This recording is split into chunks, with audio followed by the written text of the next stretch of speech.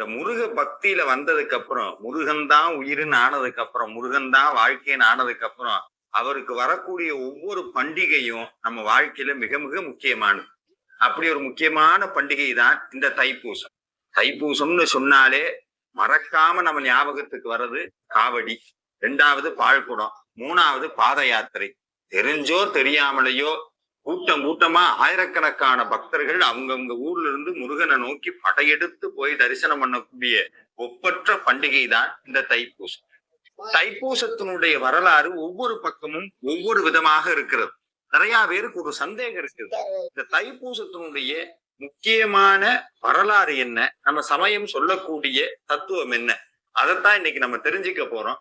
அது மட்டும் இல்ல, எந்த ஒரு விஷயத்தையும் கடைபிடிப்பதற்கு முன்பாக அதை பற்றிய தெளிவான அறிவு நமக்கு வேணும்னு பாரதியார் சொல்றார். அதனாலதான் சிவபுராணத்துல கூடி சொல்றாங்க, பொருளுணர்ந்து சொல்லுவார்னு மணிவாசகர் சொல்றார். அப்போ தைப்பூசம் விரதம் இருப்பது பெரிதல்ல, தைப்பூசத்தினுடைய வரலாறு என்ன, அது எதற்காக கொண்டாடப்படுகிறது அப்படிங்கிறத நம்ம தெரிஞ்சுக்கணும். இன்னைக்கு நம்ம நிறைய பேரு என்ன தவறு பண்றோம்னா, எந்த ஒரு பூஜையா இருந்தாலும் அந்த பூஜையினுடைய பலன்ல தான் நம்ம முழு கவனமும் இருக்கு. இதை பண்ணுனா எனக்கு என்ன கிடைக்கும், இந்த விரதம் இருந்தா எனக்கு என்ன கிடைக்கும், ஆனா அது ஏன் இருக்கிறோம் எதுக்கு இருக்குங்கிறதெல்லாம் நமக்கு அதை பத்தி துளியும் கவனம் இல்லாம போயிடுச்சு. ஆனா அப்படி இருப்பது சரியல்ல. எதையுமே நம்ம முழுசா தெரிஞ்சுக்கணும். தெரிய தெரியதான் நம்மளுடைய மனது விசாலப்படும், அறிவினுடைய அடுத்த எல்லைக்கு போக முடியும். அப்போதான் நம்ம வாழ்க்கையினுடைய தவறவிட்ட பகுதிகள் நமக்கு தெரிய ஆரம்பிக்கும். அதனாலதான் நம்ம சமயம் வற்புறுத்தி இந்த விரதங்களை எல்லாம் அனுஷ்டிக்க சொன்னதனுடைய காரணமே வெறும் நமக்கு தேவையான பொருளையோ தேவையான ஏதோ ஒரு ஆசையை நிறைவேற்றிக் கொள்வதற்கு மட்டுமல்ல வழிபாடு. மனிதனுடைய அடுத்த பரிணாமமாகிய தெய்வ நிலைக்கு இட்டு செல்வதுதான் ஒவ்வொரு வழிபாட்டினுடைய நோக்கம். அப்படி இந்த தைப்பூசம் தோன்றியதனுடைய முதல் விஷயம் என்னன்னா, இந்த உலகத்துல முதல்ல தோன்றிய பொருள் நீர்ன்னு நம்மளுடைய விஞ்ஞானம் சொல்லுது, அதை தான் நம் சமயமும் சொல்லுது. அது மட்டுமல்ல, முதலில் இந்த உலகில் உயிர்ப்பித்த அந்த உயிர் நீரிலிருந்து தான் தோன்றியது. அது தோன்றிய நாள் இந்த அற்புதமான தைப்பூச நாள். இந்த தைப்பூசம் அப்படின்னு சொல்றது, தை மாதம் வரக்கூடிய இந்த மாதத்தில் பூச நட்சத்திரமும் பௌர்ணமி திதியும் சேர்ந்து வரக்கூடிய நாள் தான் தைப்பூசமாக கொண்டாடப்படுகிறது. அது மட்டுமல்லாது, குருவும் சந்திரன் அப்படின்னு சொல்லக்கூடிய இரண்டு கிரகங்களினுடைய பரிபூரண ஆதிக்கம் செலுத்தக்கூடிய நாளும் இந்த மாதம்தான். இந்த அற்புதமான தைப்பூசமும் சேர்ந்து வரக்கூடிய இந்த அற்புதமான நாள் தான். இந்த கிரகச்சேர்க்கையும் ஒரு உலகத்துல மிக பெரும் நன்மையை தருகிறது. இந்த கிரகச்சேர்க்கைக்காக மட்டும் இந்த வழிபாடு கொண்டாடப்படுவது கிடையாது. அதை விட ரொம்ப முக்கியமானது, கிரகங்களுக்கெல்லாம் தலைவனாக, அண்ட சராசரங்களுக்கெல்லாம் தலைவனாக, நம்ம எல்லாம் ஆளக்கூடிய தெய்வமாக இருக்கக்கூடிய அந்த ஆறுமுக பரம்பொருளினுடைய வரலாற்று பின்னணி இதில் இருக்கிறது. அதனால்தான் தைப்பூசத்துக்கு இவ்வளவு சிறப்பு. முருகப்பெருமான் இந்த உலகத்தை காக்கும் பொருட்டு, இந்த அண்ட சராசரங்களை காக்கும் பொருட்டு ஈசனுடைய நெற்றிக்கண்ணிலிருந்து வந்து தோன்றினார். தோன்றியதனுடைய காரணம் சூரபத்மனை அழித்து தேவர்களை காப்பாற்றணும். ரொம்ப எளிமையா சொல்லணும்னா, கெட்டதையெல்லாம் அழிச்சு நல்லதையெல்லாம் காப்பாற்றணும். இப்ப நம்மளுக்கு ஒரு சந்தேகம் வரும், சூரபத்மனை அழிச்சதுக்கு அப்புறம் இந்த பூமியில கெட்டதே இல்லாம போயிடுச்சா அப்படின்னு கேட்டா கிடையாது, அது இன்னமும் அதிகமாயிருக்கு. அப்ப முருகப்பெருமானுடைய வேலை முடிந்து விட்டதான்னு கேட்டா கிடையாது, அவருடைய வேலை தொடர்ந்து கொண்டே இருக்கிறது. வேலை வைத்து வேலையை நடத்தி கொண்டே இருக்கிறார். அந்த சூரன் இன்னும் எங்க இருக்கான் அப்படின்னா, நம்ம மனசுக்குள்ளே ஒவ்வொருத்தருக்குள்ளேயும் சூரபத்மன் இருந்து கொண்டே இருக்கிறான். அந்த சூரபத்மனை வதம் செய்வதற்காக நம்ம முருக பக்தியில போய் ஈடுபடுறோம். முருகா, எனக்குள்ள இருக்கக்கூடிய சூரனை கொன்று எனக்கு நல்ல வழியை காட்டு, உன் பாதத்துல என்னைக்கும் என்னைய வச்சுக்க, உன்னை சுமக்கக்கூடிய மயிலாக என் மனசை மாத்து, என்னைக்கும் உன்னைய பத்தி பேசக்கூடிய ஒரு சேவலாக என்னை மாத்துன்னு அவன் திருவடியில போய் தஞ்சமடைகிறோம். அப்ப முருகப்பெருமான் என்ன பண்றார், அந்த சூரபத்மனை வதம் செய்வதற்காக ஒரு ஆயுதத்தை கேட்கிறார் அன்னை ஆதிபராசக்தியிடம்.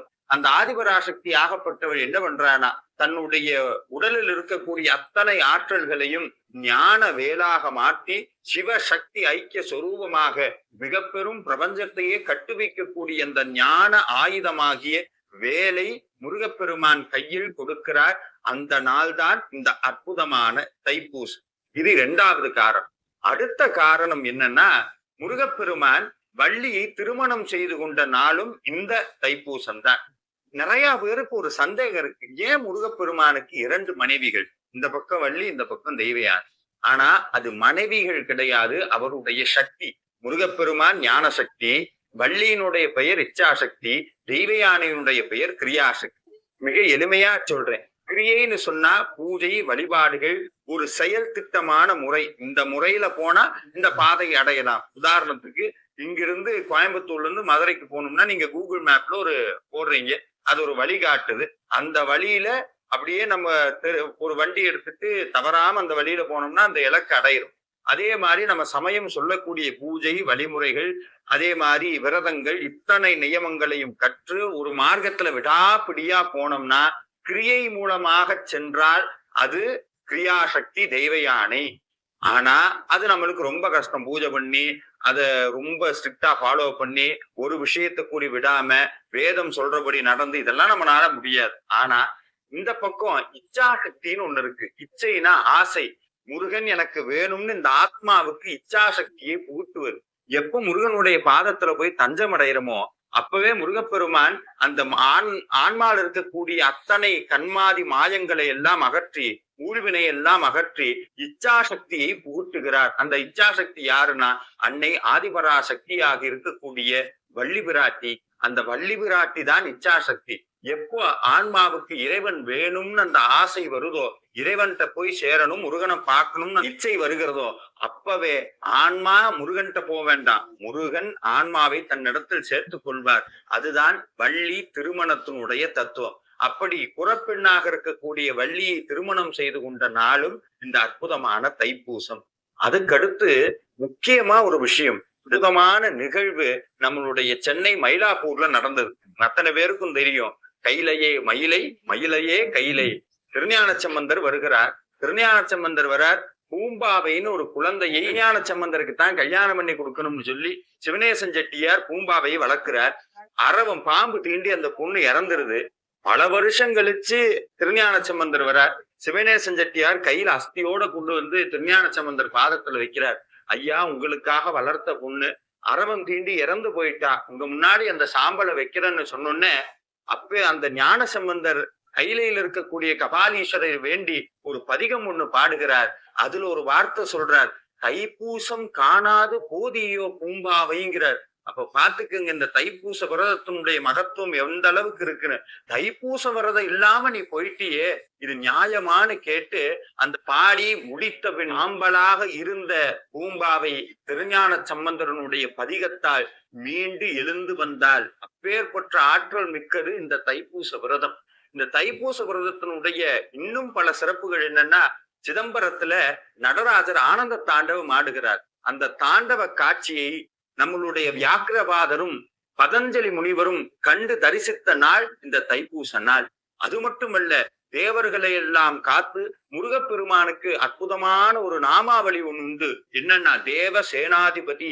பகவத்கீதையில பகவான் கிருஷ்ணர் சொல்றார், தேவ சேனாதிபதியாக நான் இருக்கிறேன்கிறார், தந்தனாக இருக்கிறேன். அப்பேற்பட்ட தேவ சேனாதிபதி எனும் பட்டம் பெற்ற நாள் இந்த தைப்பூசம்.